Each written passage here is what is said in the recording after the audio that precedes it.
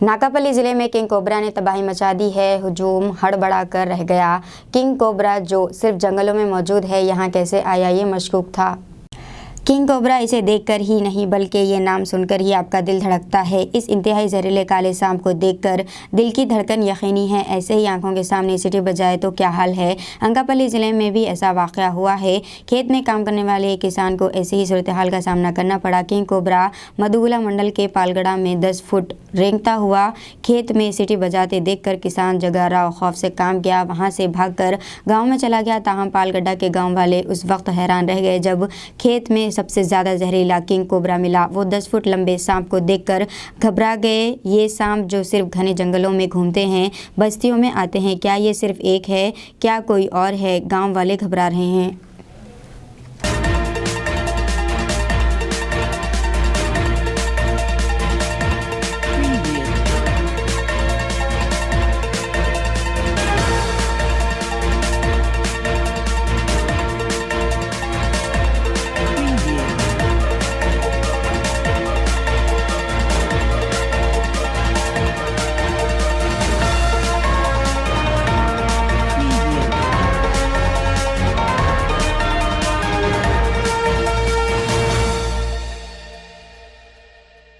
अस्सलामुअलैकुम, हेलो, हाय, आदाब एवरीवन। दोस्तों, मैं आपका दोस्त शहबाज खान। आप देख रहे हैं TNT न्यूज और देखते रहिए TNT न्यूज। Thank you.